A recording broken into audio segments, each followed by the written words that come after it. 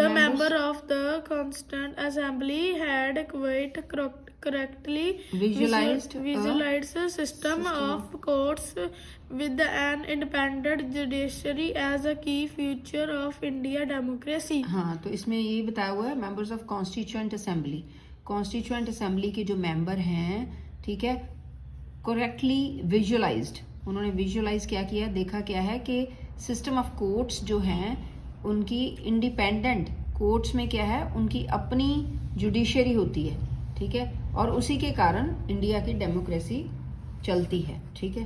Democracy में सबको हक होता है, ठीक है, और सबके फंडामेंटल राइट्स भी होते हैं। Why do we need courts? हमें कोर्ट्स की जरूरत क्या है? In India, we have the rule of law that mean that laws apply equally to all person and that a certain set of procedure need to be followed when a law is violated.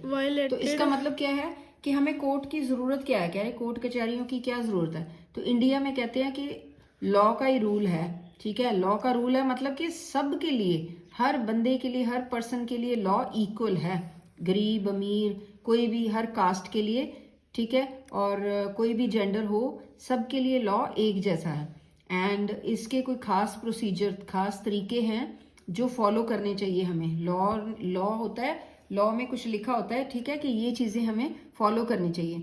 अगर law violet किया, अगर कोई जो सिद्धांत हमने ना उसको follow किया, वायलेट किया मतलब उसको ना माना, तो फिर क्या होता है, फिर to ensure this rule of law India has judicial system, इसी कारण judicial system, mechanism of the court, इसी के कारण कि कोई जो लॉज है, जो सिद्धांत हमें फॉलो करने चाहिए, अगर कोई नहीं करता तो इसी के कारण कोर्ट्स बने हुए हैं। A citizen role of a citizen can approach the court when the law is violated. Law is violated मतलब कोई चोरी कर रहा है, कोई ठीक है, कोई पैसे मांग रहा है गलत तरीके से, ठीक है, तो कोई गलत काम कर रहा है जो कि लॉ के नजरों में गलत है, तो उसकी शिकायत हम किस में कर सकते हैं, कोर्ट में कर सकते हैं। Thus, the judiciary plays a crucial role in the functioning of Indian democracy.